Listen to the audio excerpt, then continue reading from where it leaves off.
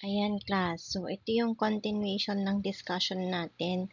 I'm so sorry, no, kung nahuhuli siya kasi ang dami kong ganap magmula nung na-hospital si baby ko. So, continue na natin para mabilis tayo, no? Um, Language, yung rule ng language or rule systems ng languages and also yung early speech. So, as you can see, yung language rule systems, meron tayo dyan yung phonology, yung morphology, ganyan. So, let's begin with the phonology or yung tinatawag nating the sounds. So, this is about the specific sounds na ginagamit ng language. So, every language meron siyang iba't ibang menu of sounds. So, ang phoneme, tinatawag siyang tiniest sound bite. So, doon example sa word na cat, meron siyang 3 phonemes. K, A, T. So, every letter is may sound siya. Yun yung tinatawag nating phoneme. Kung isa-swap mo yung K or letter C for B, magiging bat. So, magkakaroon din ng ibang meaning yon. When we say morphology naman, this is how we combine yung mga sounds into meaning units. Hindi kasi every unit is a full word. Minsan, add-ons lang sila. So, ang morpheme, yun yung smallest part ng word na meron pa ring meaning kahit papano.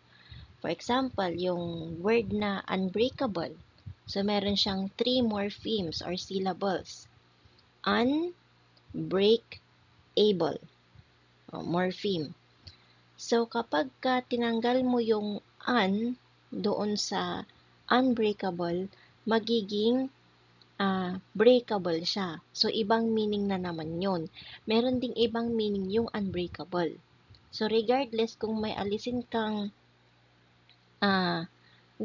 word or may alisin kang morpheme or wala, meron pa rin siyang meaning, kaya lang, iba na. At saka, pwede kang mag-add, pwede kang magbawas. Ganun yung morpheme. So, sa syntax naman, or di tinatawag nating word order map, ito yung grammar rule book kung paano natin ila-line up yung mga words para makabuo tayo ng sentence. Example, sasabihin natin yung the big dog. Pero pag sinabi mong dog big the, break mo na yung rule ng syntax kasi grammatically mali siya, hindi siya naiintindihan. Okay, yun yung syntax. Tandaan nyo, ang syntax is more on the grammar, correct grammar. Semantics naman, ito yung dictionary. This is simply yung anong ibig sabihin ng salitang ito. Example, kung sinabi ko na ang bisikleta ay uminom ng tubig, the syntax is perfect or yung grammar is sounds correct. Pero yung semantics niya or yung meaning niya mali kasi yung bike uminom ng isang basong tubig, 'di ba? Hindi siya nagkakaroon ng sense. So ganun yung semantics. Pragmatics naman, this is knowing how to talk depending on sino ang kasama mo. Example, nag-iiba ka ng boses kapag may kasama kang baby. For example, oh, yung kit-kit naman ng baby na yan. So, yung boses mo medyo lumilit din. Kaysa kapag kausap mo ang instructor mo, good morning ma'am, good morning sir, nasa normal tone ka ng voice mo. So, yun yung pragmatics. Okay? Nasaan na tayo? Pre-linguistic foundations. Lang ha. Yeah. So, sa pre-linguistic foundations, we are learning to talk. Ito na yung timeline. Ito na yung warm-up. So, bago gamitin ng mga babies yung totoong words, they are tuning their vocal cords. So, umiiyak sila, it shows na meron silang emergency, meron silang kailangan. So, kung mapapanood nyo sa mga social media, merong mga iba't ibang meaning yung pag-iyak nila. So, ganun siya, yung pre-linguistic speech. Pinaparating niya sa'yo na meron akong iba't ibang iyak na kailangan mo akong pansinin. Yung babbling naman, yung ba, ba, ba, ba, mama, mama, papa, papa. So, it is basically yung practice ng baby for using real words. In gestures naman or the pointer face, before they have the words, babies use their bodies. For example, gusto niya ng, parang si Caleb, gusto niya ng milk. Tinuturuan ko siya ng, ng mga signs. Example, sabi ko, this is more milk. Yan, more milk. Milk. So, kapag gusto niya na ng milk, nagugutom siya at hindi niya masabi verbally, kasi nga mas late magsalita ang mga boys kaysa sa girls, ginagamit niya yung tinuturo ko sa kanya. Minsan, iyak na siya, ganun-ganun yung kamay niya, hindi ko napapansin. Hindi niya kasi igaganyan eh. Minsan, nakababa, tas nagaganyan yung kamay niya. Ay, okay, milk. Tas pag naubos niya, magaganon siya. More. Yan. So, tinuruan ko siyang mag-sign language para maintindihan namin siya. Okay. Iba talaga nagagawa ng psych, no? Lalo na pag may alam ka sa sign language, mas maganda yung rapport or communication sa hindi nagsasalita ng mga tao. So, sa first words and sentences, so dito napapasok yung hollow phrase. So, we are using one word to mean a whole idea. For example, kapag sinabi ng baby na up, sabi niya sa'yo, ibig sabihin, buhatin mo ako kasi ayaw ko na dito sa baba, ayaw ko na sa sahig. Gusto na kitang kasama. Okay? Or pag sinabi mong stand up, tatayo na siya. And yung telegraphic speech naman, so para siyang old school na telegram. So, kada word, binabayaran mo. So, para hindi ka na magbayad ng mas mahabang sentences, ginagawa mo na lang siyang short. For example, mommy milk. Instead na sasabihin ni Caleb na, mommy, gusto ko ng milk. Sasabihin niya, mommy milk. Sino-shortcut. Okay, next is, asan na tayo? Milestones of linguistic speech. I think na-discuss ko na to. Oo, na-discuss ko na nga siya, telegraphic speech. Influences on language development. Okay. Okay, so based on your study maths, asan na yung study maths? Dito tayo sa code mixing or variations in language development. Wait lang, asan na yun? Ayan. So, sa code mixing class, kapag lumalaki kasi yung bata, usually may dalawang language na ginagamit. Either English or Filipino or Tagalog. So, yung brain nila, ina-adapt nila yung mga languages na yun sa isang toolbox. So, sa code mixing, we are using words from both languages sa iisang sentence because hindi pa nila nasa-separate yun as of now. For example,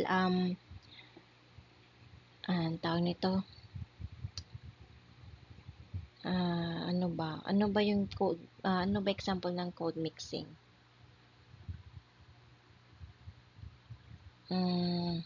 Wait, mag-isip ako Alam ko na. Example of code mixing is, apay ganyan yung nangyari sa'yo. So, nagmi-mix ang Ilocano at Tagalog. Or, pwede din na Taglish. For example, gusto ko ng shoes ko. So, may English doon. Yun yung tinatawag nating code mixing. Hindi sila confused, pero ginagamit lang nila yung words na alam nilang, kaya nilang i-communicate. Kung ano yung pumasok sa isip nila, yun na yung sinasabi nila. Pero yung sentence nila, it makes sense. Code switching naman, this is the social level up. It is when ng isang tao purposefully flip niya yung language, depende kung sino ang kausap nila. For example, mga konyo. Di ba pag mga konyo, uy, dude, I saw you doon sa gilid, mga ganyan. Pero mas maarte. Hindi ko kasi kaya. Hindi ko kaya magkonyo. Hindi kasi ako ganun ka-arts. Charing. And so, uy, Tol, nakita kita somewhere doon sa gilid. Yan, you were with, ganito, ganyan. Ayan yung code switching. Pero pagkausap yung family sa bahay, minsan straight English. Mom, I saw you at the mall, mga ganyan. Or, ma, nakita kita sa mall. Hindi mo man lang ako tinawag. Pupunta ka pala, di sana eh. O, ganon. Code switching. Depende yan sa kausap mo or kasama mo. So, meron tayong, tingnan ko yung study maths. Okay, so meron tayong characteristics of early speech. Characteristics of early speech. Ito ba yun? Wait lang okay, ito nga. Excuse me. Yan. So, meron kasing 3 common glitches. So, ito yung mga famous stages of early speech. Nangyayari siya kasi yung mga bata, they are trying to apply yung rules sa mundo ng full of exceptions. Una, we have the over-regularization or the rule follower error. Yung mga bata, they learn a grammar rule. Like for example, mag-a-add sila ng ed pag past tense and they will apply it to everything kahit hindi naman dapat. Example, yung walk, it becomes walked. Diba yung ed, it sounds t. Then yung go, magiging goed. So, parang sabihin ng bata na, Mom, I have to go to school. Mga ganon. Lahat na lang ng words na naragdagan niya ng ed. Yun yung over-regularization. So, instead of saying na, I ran at the park, ang sasabihin ng bata, I ran to the park. Mga ganon. So, actually, parang sa mga bata, cool siya, no? Kasi, pinoprove ng bata na naiintindihan niya yung rule ng past tense. Kaya lang, hindi nila naiintindihan kung anong mga exceptions at kung saan siya dapat gamitin. Okay? Next, under extension. So, this is the time when yung isang bata, iniisip niya yung word na nabibilang lang siya sa isang specific thing kaysa sa buong category. For example, kunyari yung dog, may golden retriever. Iniisip niya na ang dog is golden retriever lang, walang ibang klase ng dog. So, parang ang mindset niya is, yung golden retriever ko, siya lang yung dog na nag-exist, parang ganon. Or another example, alam ng bata yung word na cat para sa alagang fluffy na hayop sa bahay. Pero kapag nakakita na sila ng cat sa ibang lugar, hindi nila yung tinatawag na cat. Kasi para sa kanila, ang cat lang is yung alaga nila. Okay? Under extension. Over extension naman, opposite siya. So, yung bata, ginagamit niya yung one word and then i-stretch niya yan to cover anything na feeling niya similar. So, iniisip niya na everything na makita niyang 4 legs is tinatawag niyang doggy. So, kapag nakakita siya ng kalabaw, doggy, sabihin niya. Pag nakikita siya ng horse, doggy. Lahat ng 4, lahat ng magkakaparehas ang paa na 4, tinatawag niyang doggy. So, ganun yung overextension. Okay, so dito na tayo sa influences on language development. So, una, ang brain development kasi ng bata, no, para siyang computer, meron siyang hardware. So, yung ibang parts nun, specifically nakadesign siya para lang sa language. So, kung yung specific areas na yon hindi siya healthy or hindi siya develop, hindi siya magra-run correctly. So, example, meron tayong 2 main spots sa brain natin. One for understanding words and one for creating or producing words. Kapag isa sa kanila is, ang tawag nito, hindi nagwo-work properly, magkakaroon ng problema. Kung naiintindihan niya nga, for example, sinabi mo na, pabili po ng candy. Alam niya na bibili ka ng candy, naiintindihan niya, kaya lang hindi niya alam sabihin. Kasi somewhere sa kanyang brain, may isang spot doon na hindi nagwa-function properly. Okay? So, language isn't about something na natututunan ng baby alone, na parang titig lang siya sa wall, then alam na niya yung language. So, kailangan nila ng connection sa ibang tao. So, kung isang bata, lumaki siya na walang kausap na tao, yung brain nila parang nag-i-stop. Hindi siya nag-i-expand, nag-i-stretch. Walang neuroplasticity na nangyayari. So, yung ability nila matutunan nila yung language, hindi ganon kadali para sa kanila. Kasi wala silang nakakausap. Para lang yung learning a new type of language. For example, gusto mo mag-aral ng French. Kahit na nag-aral ka ng French pero wala kang kausap, hindi mo rin siya mahahasa. Okay? So, how can adults or parents help? So,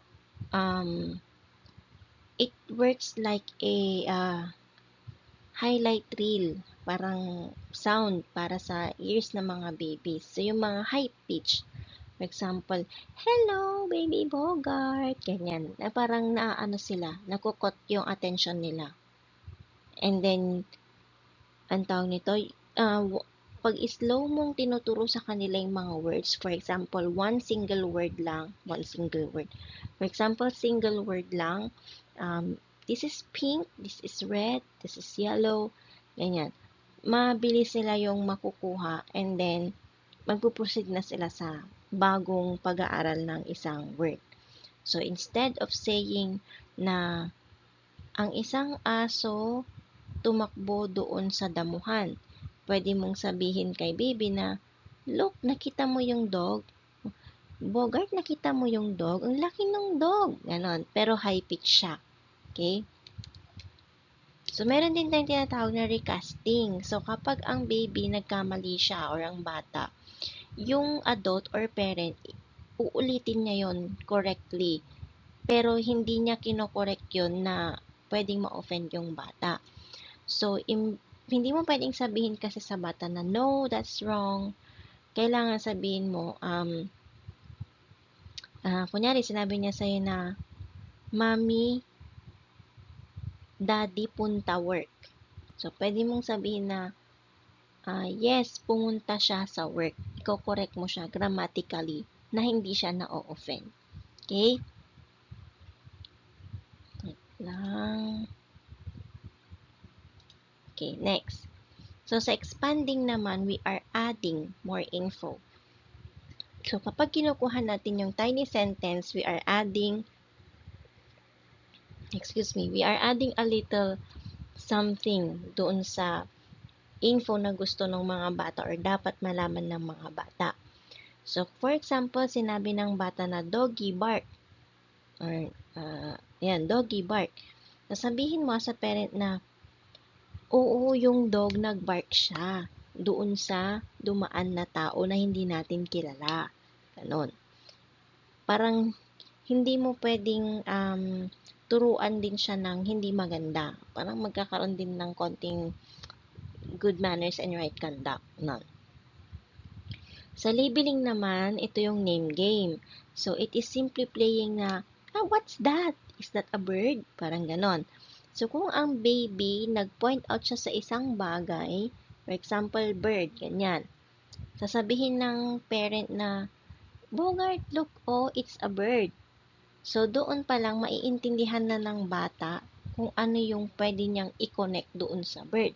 So, pag tinuruan mo siya na, oh, look, Bogart, it's a bird. Tweet, tweet, tweet, tweet. O, yun, makukuha niya na agad na, okay, yun pala yung sound ng bird. So, i-apply ko lang yung kay Caleb, no? Noon-noon kasi tinuturuan namin siya na, where's the spider? And then, na may nakabanggit sa kanya ng gagamba. Ngayon, dahil nga meron na siyang mga babbling, yung mama, baba, pag nakikita niya yung spider, mba, Ganun siya. Tapos ituturo niya. Okay, gagamba. Ganun naman ako. So, parang nakakatuwa lang kasi naia-apply natin siya ngayon sa lesson natin. Okay, so sa foundations of psychosocial development, yan, lang yan. Foundations of psychosocial development, meron kasi tayong personality. Ito yung pinaka-unique recipe. Basically, yung flavor ng isang tao. So, ito yung mixture ng kung ano ang nararamdaman mo, ano ang act mo or behavior mo, and how you think. So, it is isang reason kung bakit ang baby pwede silang calm and quiet, while yung isa naman is loud and adventurous, even they have the same parents. Kasi, depende yan sa naa-acquire niya sa environment niya. Lagi nating tatandaan na ang environment is one of the factors na pwede makaapekto sa personality ng isang tao. Okay, next. Ito na pala, foundations of psychosocial development. Wait lang Ayan, foundations of psychosocial development. So, based sa inyong study maths, ayan, unahin natin yung emotions. Okay? So, emotions, ito yung mixture ng feeling and also yung reaction ng katawan natin and also an action. So, sa babies, they use different songs to tell you kung ano yung mali, ano yung kailangan nila. So, meron silang basic cry na kung saan rhythmic and predictable lang siya. So, parang iyak lang siya, tapos tatahimik siya and rest. Ibig sabihin nun, gutom sila or palitan mo na ako kasi, parang ganun lang siguro. Palitan mo na yung diaper ko kasi basa na ako. Yung anger cry naman, ito yung mas malakas, yung parang nagwawala na sila. Kasi gusto nila, merong air na papasok sa lalamunan nila. Yung pain cry, ito yung pinaka-scary. Or ito yung, kunyari naipit, di ba? Biglang ang lakas na ng iyak niya. Tapos biglang, alam mo yung umiyak na, kaganon lang sila, tapos walang sound. Yon, tas ang ginagawa ng ibang parents hinihipan nila para gagano iyak siya ulit. Hino-hold nila yung breath nila. Yung frustration cry naman, so ito yung mahaba din siya pero parang nagrereklamo, iyak lang siya ng iyak pero hindi niya hino-hold yung breath niya, parang wah, wah, wah, ganon, dire-diretso. Okay? So, ang mga babies, meron silang social smiling na tinatawag. So, around 2 months, ang mga babies, they stop smiling kasi they have gas. Ayan. Ang mga babies, they stop smiling lang because they have gas. And they will start smiling at you kapag ka nagamot mo sila and sasabihin nila sila, thank you, parang ganon. Or minsan ngingiti sila kasi gusto nila yung mukha mo. Parang ganon. Maganda ka sa paningin nila or gwapo ka sa paningin nila. Ang anticipatory smiling naman, titingin siya sa toy, ngingiti siya, and then titingin siya sa'yo. Pero, hindi pa rin nawawala yung smile. Nakatingin lang siya. So, ibig sabihin, they are sharing the joy with you. Na-experience ko to kanina nung nasa clinic kami.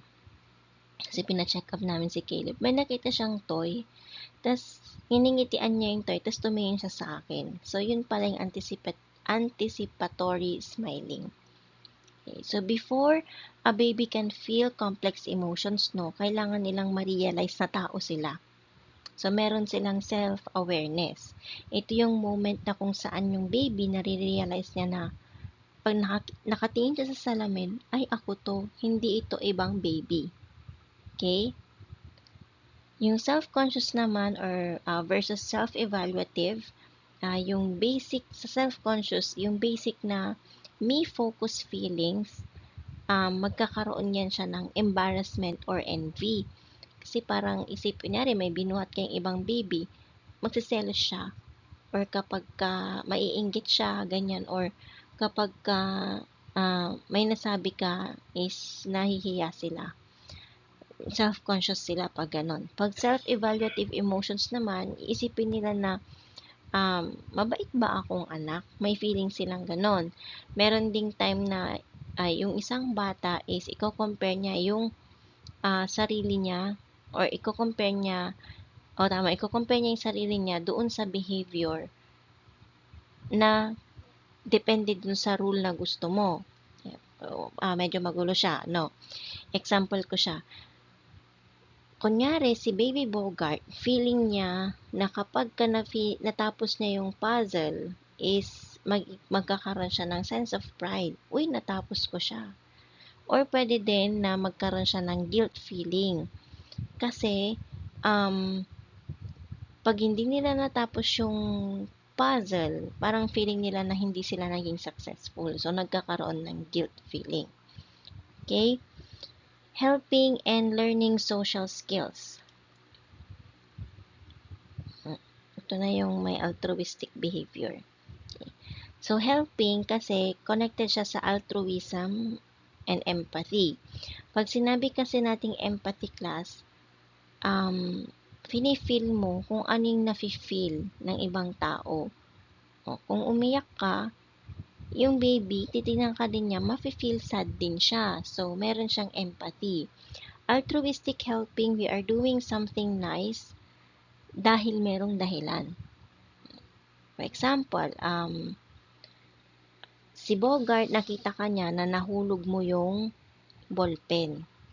Hindi mo maabot. So, ang gagawin nila, pupulutin nila yun para sa'yo na hindi mo na nire-request sa kanila or inuutos na pulutin nila.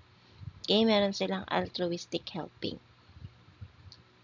Okay, so learning through others, meron tayong tinatawag na over-imitation na kung saan ang babies, they are like little recorders.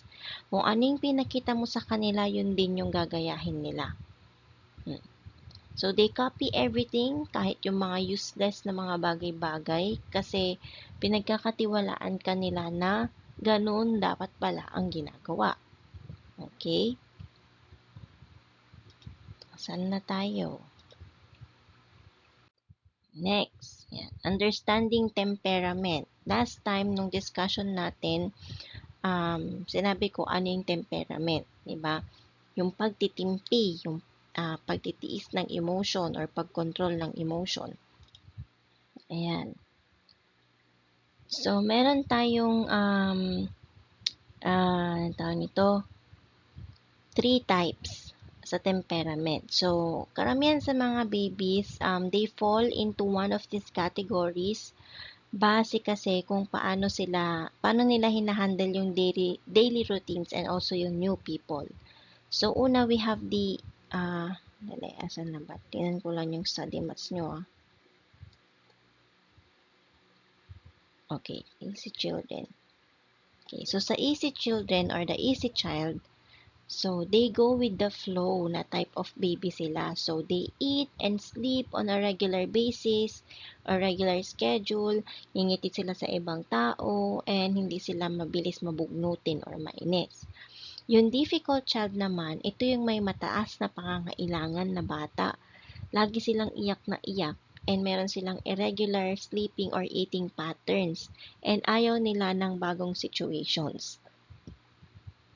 Kapag slow to warm up child naman, sila yung observer. Hindi sila masungit or hindi sila kasing sungit ng isang difficult child, pero wary sila. Kailangan lang nilang mag-adjust. Okay? So, according to Rothbard and Bates, merong model na tinitingnan natin na nakakabuo daw ng temperament. Una is extraversion. Extraversion or extrovert. Pakikipagsalamuha. So, gaano nga ba yung paghahanap ng baby ng excitement? Gusto niya, lagi siyang galaw ng galaw. Gusto niya, lagi siyang may kausap or lagi may nakikihalubilo sa kanya. Ganon. Meron din yung negative affectivity na kung saan mas madali silang matakot, mas madali silang ma-frustrate, at mas madali silang malungkot. Yung effortful control naman, ito yung ability na mag-focus and i-stop yung sarili nila from doing something. Okay, goodness of fit. So, ito yung secret sauce. So, ito yung pinaka-importanting parte. Kasi ito yung match between yung baby's temperament and yung parenting style. So, kapag masasabi natin good fit siya, kapag ang difficult baby, tapos meron siyang patient na parent or pasensyosong parent na nagbibigay sa kanila ng space to run, binibigyan nila ng mga warnings, kunyari, wag ka dyan kasi mabubunggo ka, ganyan. Yung baby, nagtatrive siya na parang, nagtatrive siya na maging, na kumalma, kumbaga.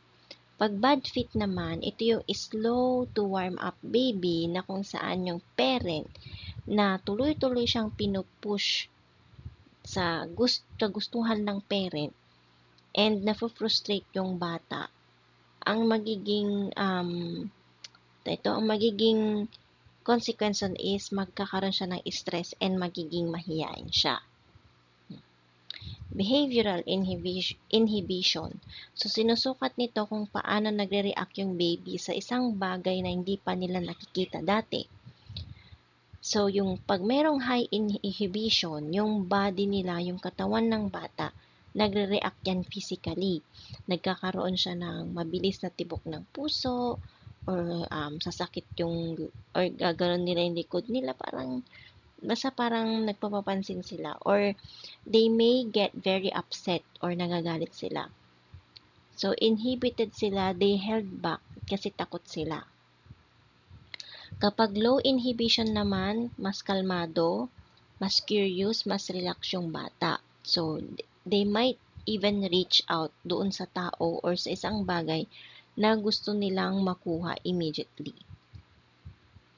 Yung mga cultural influences naman, it matters kasi culture, it views a child's temperament kung paano nagbabago, paano sila pinalaki. So, sa US or sa Europe, di ba, sa UTS, sa Understanding the Subject, ayan. Meron kasing individualism na tinatawag. So, pina-practice yan sa US and Europe. So, they value extraversion. Ayaw nila na yung bata is introvert. Ayaw nila na mag-isa lang niya. Gusto nila, ganyan, they want their kids to be bold and nagsasalita. Pag collectivism naman, more on tayo, Asian. Yan. They value yung slow to warm up or low inhibition style kasi it looks like merong self-control and also may respeto sa grupo. Okay, so take note na ang temperament, hindi yan siya destiny. Ang difficult baby, pwede yan lumaki sa very calm adult, depende doon sa life experiences and kung paano sila sinusuportahan ng mga magulang nila. Okay? Next. Ayan na. Attachments. Okay, so according to your study maths, meron pa ditong early social experiences or yung family. So, meron tayo ditong ideal mother, yung role ng father, gender, and gender typing. So, dito muna tayo sa ideal mother figure. So, sa developmental psychology, ang ideal mother, hindi yan ibig sabihin na perfect siya. So, it is about the responsiveness. So, kung ang bata umiyak siya, meron bang lalapit para sa kanya? Or kapag ang baby ba palagi siyang humingiti, meron bang ngingiti para sa kanya? So, kailangan merong warmth, merong protection, merong shared joy, or tumatawa sila together, ganyan. Ang father's role naman, ito yung involvement ng tatay. So, nagbabago yan based sa environment niya. So, kung ano yung nagpapabago doon? So, in some cultures, ang father, they are the playmates. While sa iba naman, they are providers. So, sa atin sa Philippines, kinikilala natin ang daddy natin as providers. And ang magiging impact nun, class, kapag ang father is involved siya sa mga anak niya and very positive, they tend to be better in school. They feel more confident and they are less likely na mapunta sa hindi magandang ah, sitwasyon, or they may not get into trouble as teenagers. Okay, gender and gender typing. So merong difference kasi doon sa physical ability ng baby and yung social labels na binibigay sa kanila. So sa una, ang mga boys and girls, they are more alike than they are different. So paano yun, ma'am? So ang baby boy and baby girl, usually, di ba, magko-crawl yung mga yan, uupo, maglalakad, almost at the same exact age. Pero, sa motor milestones nila, magkaiba sila. Pwedeng may nauuna ng naglalakad at the age of 10 months, meron yung nauuna ding tumutubo yung ngipin sa 10 months, mga ganon. Sa gender typing naman, ito yung process na kung saan ang bata, they learn kung paano nagbe-behave ang isang lalaki, paano nagbe-behave ang isang babae based sa society. Okay? Parang socially, kailangan ito ang gawin mo sa age na to. Normative, history graded, parang ganon. May na-expect sa'yo ang society na at the age of ganito, dapat ganito ang ginagawa mo. Okay? Next na tayo. Yan, developmental issues in infancy. Wait lang ha. Infancy to ha. Okay, so first one, we have yung trust versus mistrust. Ito na naman, ma'am. Ito yung pinaka-first test ng human na kailangan ipasa. So, kung ang mundo is consistent, kapag umiyak ang baby and agad mong pinuntahan siya, iisipin niya na ang mundo ay safe place para sa kanila. Pero kapag walang care or wala man lang lumapit sa kanya pag umiiyak siya, magiging anxious sila and also suspicious. Magdududa na yung mga yan. Hindi mo nga ako nilapitan nung umiiyak ako, tapos gusto mo lalapitan kita. Anong maitutulong mo sa akin? Parang ganon. So, sa attachment, according to John Bowlby, meron tayong 4 phases. Naniniwala si Bowlby na ang babies hindi lang they don't just love anyone. So, kailangan nilang mag-develop ng bond over time. So, sa phase 1, from birth to 2 months, ang mga baby, social butterflies siyang mga yan. Lahat ng makita niya, ngingitian niya. O, phase 1 yan. Phase 2 naman, ito na yung medyo pa-VIP sila, no? Around 2 to 7 months, nagsisimula na sila na i-prefer yung mga gusto nilang nakikita, yung mas, ulit-ulit. So, they start to prefer yung mga tao na lagi niyang nakikita. For example, si mommy, si daddy, si lola. Phase 3 naman, ito yung shadow na kung saan from 7 to 24 months, clingy na sila. Or nagiging velcro baby, dikit na lang lagi sa mommy. So, actively, mas sinusundan nila yung caregiver or umiiyak siya kapag aalis yung caregiver niya. Parang nandito na ako sa stage na to. Phase 4, the partnership. So, after 2 years, marirealize na nila na, okay, si mami ko pupunta sa work, pero babalik din siya. So, naiintindihan na nila na ang ibang tao, meron silang ibang plano. So, the strange situation. Tingnan ko yung slides natin. Ayan. The strange situation and attachment styles according to Mary Ainsworth. So, tinetest niya yung mga babies kung paano mag-react kapag yung nanay umalis sa room. And then, kasama yung stranger and then babalik. So, meron siyang 4 styles na pinopose. Una, yung secure attachment. So, yung baby, galit siya kapag umaalis ang nanay, pero nagiging kalmado siya pag bumalik. So, ibig sabihin, ang mommy niya, ang comfort zone niya, ang home base niya. Kapag avoidant naman ang mga baby, wala silang pake kahit na umalis yung nanay nila. And di naman niya yan papansinin kapag bumalik. So, natutunan nila na showing emotion doesn't get them help. Kasi nga, hindi mo nga pinansin nung umiyak siya, naging avoidant tuloy siya. Ambivalent or resistant, ito yung baby, as in galit na galit siya kapag umaalis yung nanay, and kapag bumalik na yung mommy, gusto niya ding lumapit pero ipupush away niya or isisipain niya kasi frustrated sila. Disorganized naman, ito yung mga babies na kung saan they are frozen, confused sila. Pwede silang pumunta sa nanay pero parang alis din, ganun. Usually, nangyayari ito kasi merong stressful or fearful na home environment. Okay? So, anxiety. So, sa stranger anxiety, around 6 to 12 months, ang mga babies, nare-realize na nila agad yan na hindi kita kilala and iiyak sila kapag merong stranger na lalapit sa kanila or hahawak sa kanila. Sa separation anxiety, ito yung panic na kung saan nagpapanik ang baby kapag umaalis yung caregiver. So, ito yung healthy sign na ang baby is meron siyang healthy attachment doon sa caregiver niya. Namimiss niya yung safe place niya, yung safe person niya. So, meron tayong mutual regulation and synchrony. So, ito yung dance. Synchronous siya between parent and baby. Sa interactional synchrony, ito yung kapag ngumiti yung baby, the parent smiles.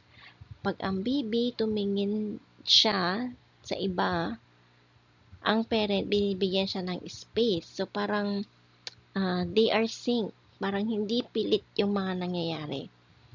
Yung still face paradigm naman, this is a famous experiment na kung saan yung parent, bigla-bigla siya mag-i-stop na mag-react and magpo-poker face siya. So, from smiling, biglang ganon. So, yung ganon kasi class, kapag pinakitaan nyo sa baby, they find it extremely stressful and gagawin nila ang lahat para makuha nila yung reaction ng parent nila ulit. Mayroon din tayong tinatawag na social referencing or is it okay look, mga ganon. Kapag ang baby may na-encounter silang bago, hindi nila alam kung dapat ba silang matuwa or matakot. So, para alam nila yung magiging emosyon nila, titingin sila sa'yo, parang may confirmation. Okay bang hawakan to? Parang ganon. Or, hindi ko siya hahawakan kasi ayaw mo. So, titingnan ka niya. Social referencing. Okay, next. Lapit na tayo. Ayan. Developmental issues in toddlerhood. Grabe. Lang ha.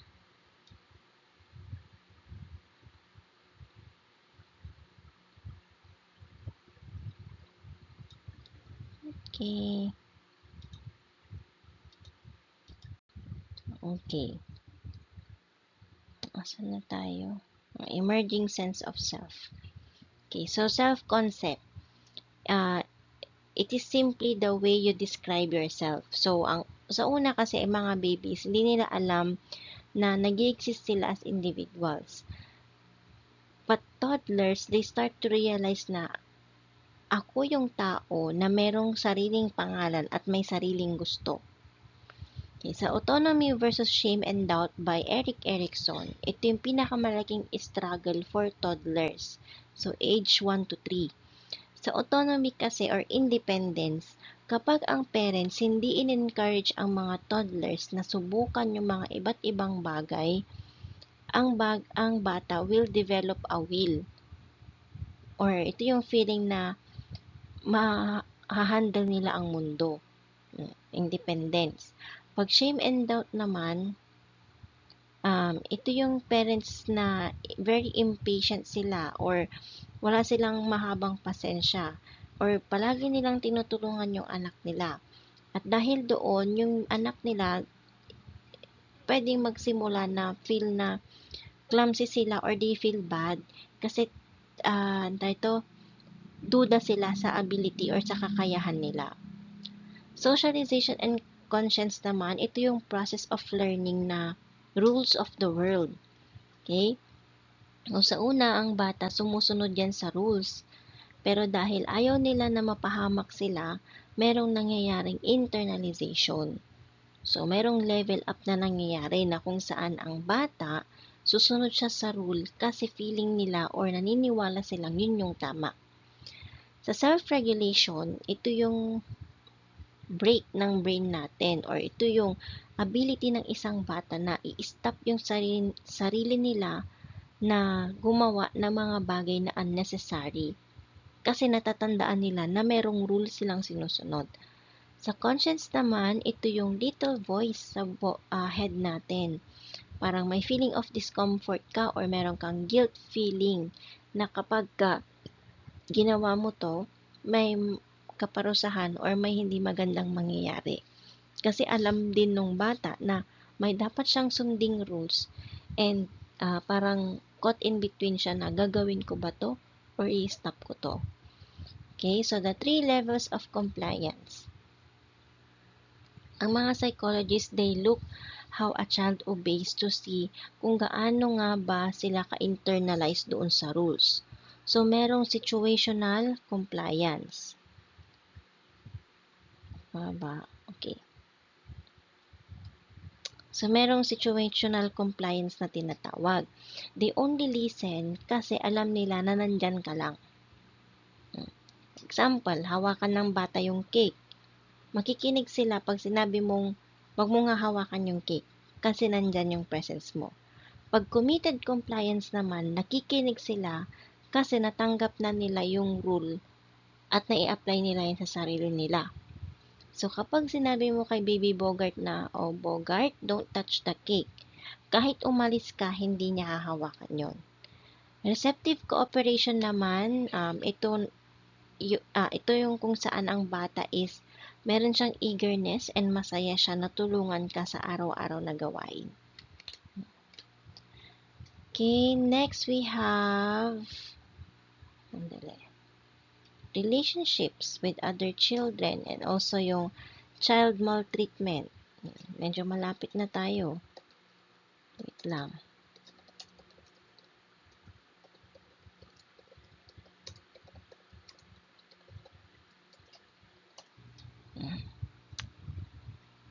Grabe, naantok na ako, class ha. Hinabol ko talaga to. Okay, so doon sa relationships with other children, no, meron tayong tinatawag na siblings or yung kapatid natin. So kayo ba, meron ba kayong good communication with your siblings or medyo ganun kayo, medyo away-away kayo? Okay, so kami kasing magkakapatid, close kami. Dali lang ha. Ano nangyari? I think walang internet. Wait lang. Okay, ayan. So, ang mga magkakapatid, ito yung unang friends ng mga bata. Sila din yung unang kaaway. So, meron tayong tinatawag na 18-month switch na kung saan as soon as na mas bata yung baby and nag-umpisa siyang maglakad and grabbing things, ang older sibling nare-realize niya na they have to share. So, minsan, nangyayari yung fighting kasi nga, minsan si older sibling ayaw niyang mag-share. Yung constructive conflict naman, ito yung kung saan yung magkapatid, nag-aaway sila sa isang laruan. And they learn yung negotiation or yung perspective taking. So, pag sinabi nating negotiation, ito muna yung laruin mo. Kapag tapos ka na dyan, palit tayo. Ikaw naman din mamaya. Mga ganon. Perspective taking naman, parang nasaktan mo yung kapatid mo. And then, marirealize mo na, nasaktan siya. Parang nakakonsensya ka na. Nasaktan siya. Kawawa naman siya. Hindi ko na uulitin yun. Okay?